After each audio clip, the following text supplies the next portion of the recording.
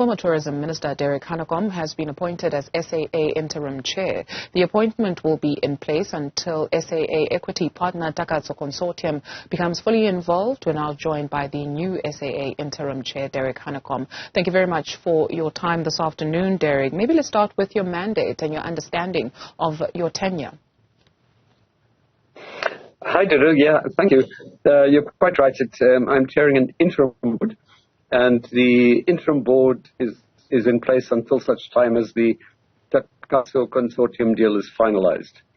So, what we have to do is to ensure that, the process is not the process of concluding the deal, but that the South African Airways is run properly between now and then, and to carry out all of the requirements of the PFMA, the Companies Act, etc., and ensure that, that we continue managing the airline in a responsible manner and ethical manner till such time as the deal gets concluded. So that's our mandate. So we're not standing still because at the moment there's an airline which is,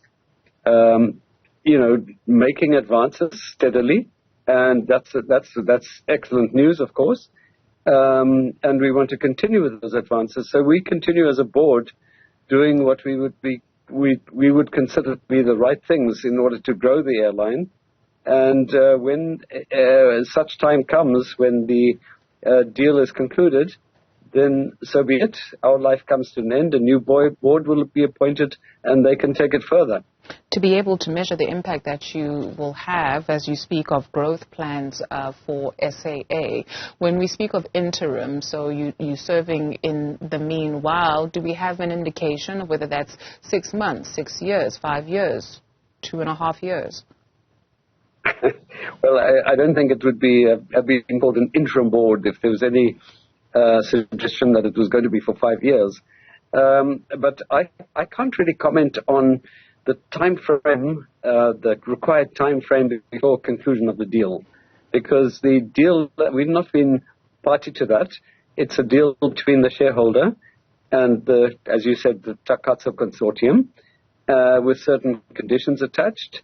It seems that the minister is confident that in a matter of months it will be concluded, but one way or the other, it's not a responsibility that we carry.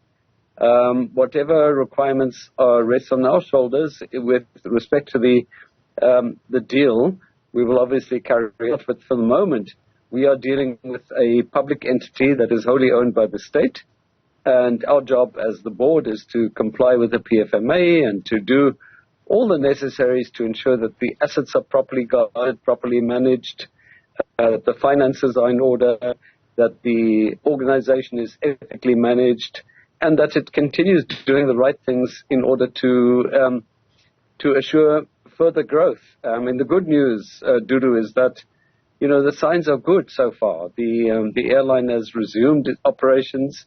There are 10 flights across the African continent, and they're doing extremely well. And there are plans to expand it further.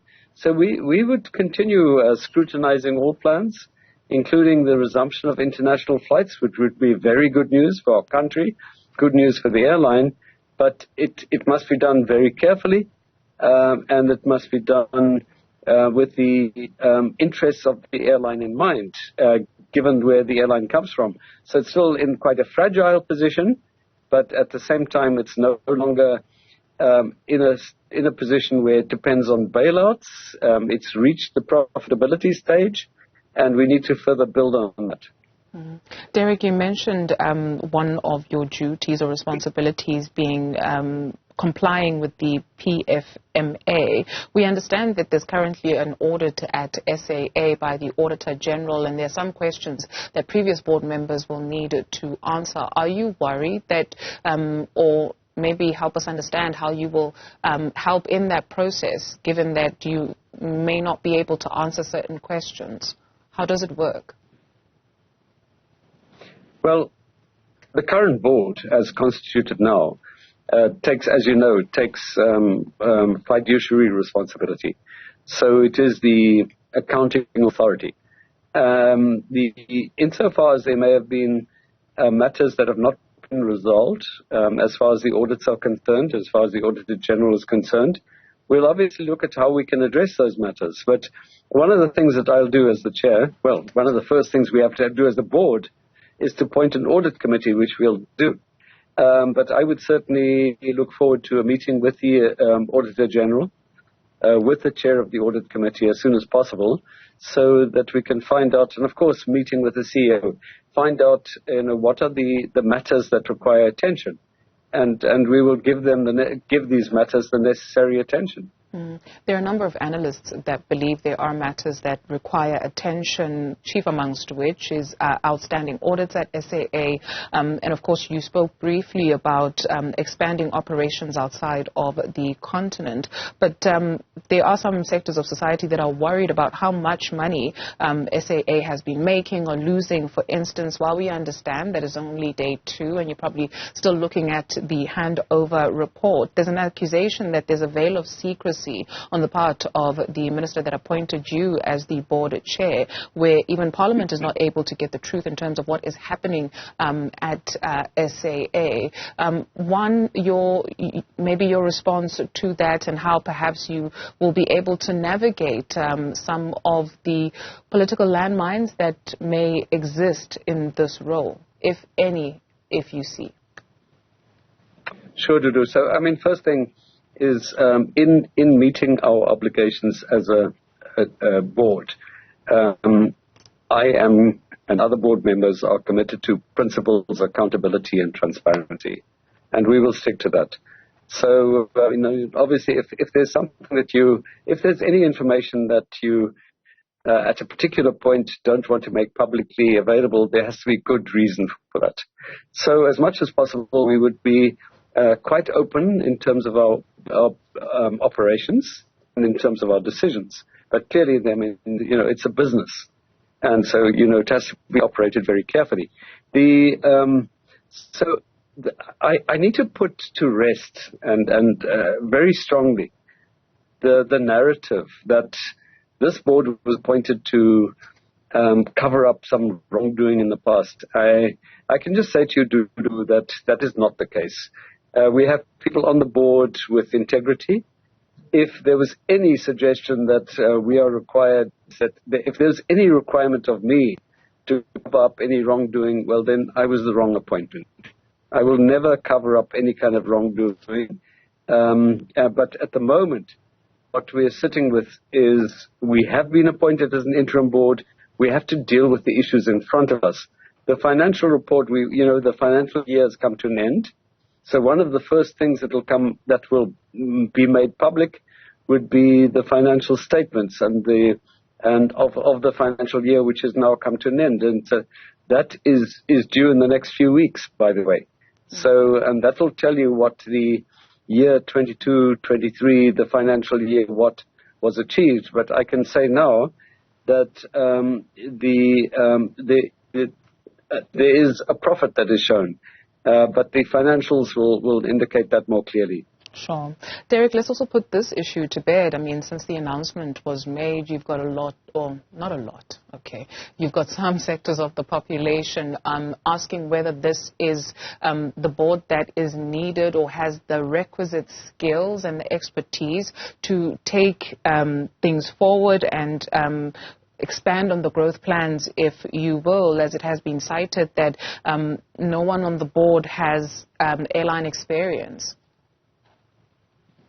Well, that's not entirely true. If you look at the biographies or the CVs of all of the board members, there is aviation experience. I think it might be fair to say that there might be a gap in terms of experience of running a commercial airline. But, there is considerable expertise in SAA itself, and we have fortunately a CEO who's been doing the job for the last 2 years, and he's picked up an awful lot over the last 2 years. So we have a team that we can depend on. But let me also assure you that insofar as tough decisions have to be taken and judgments have to be exercised, if we need to bring in further expertise from outside and advice from outside, we'll do so. But for the moment, what you've got is a board very strong on risk management, on auditing, and on finances, and with aviation experience and with associated experience. So when you've been running AXA, when one of the board members is currently the CEO, rather on the directorship of Swissport. So it's not only whether you were once upon a time or still are in a commercial airline. It's the extent to which you've been involved in the issues and understand what aviation is about and understand what the considerations are when you consider the expansion of the airline. And so a lot of, obviously, a lot of common sense is required, a lot of due diligence will be required. But if further advice would be useful in making these decisions, I certainly won't hesitate in obtaining such advice. Please allow me to get personal, Derek. SAA is a hot potato. Yeah, Why did you decide to go for it? Why did you agree to take up this position? Well, it might be a hot potato, but it's also a gem. And so, on the one hand, I'm holding a potato that might be a little bit on the hot side. On the other hand, there's a gem that needs to be nourished and needs to be nurtured. And there's a seed of a potential success story. And we know what SAA's past is. And so, as far as I'm concerned, I would like to contribute towards restoring the former glory and bringing the SAA, to be a bit poetic about it, to its majestic heights. And so when Minister Gordhan approached me, I really didn't hesitate, and I've never really run away from taking on challenges, so hot potatoes have never bothered me too much. The question is, am I asked to do something that is doable? Am I asked to do something that is ethical? And that is exactly what...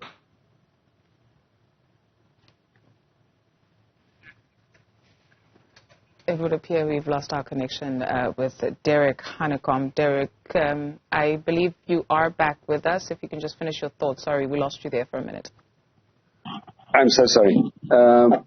Back with you? Are we back? Yes, we are. Are we back? Yeah, we are. Okay. So I think what Mr. Gordhan expects of us is to perform our duties diligently and honestly, and to ensure that there are no reckless decisions taken, in fact, that there are good decisions taken, albeit as a nursing operation before the conclusion of the deal.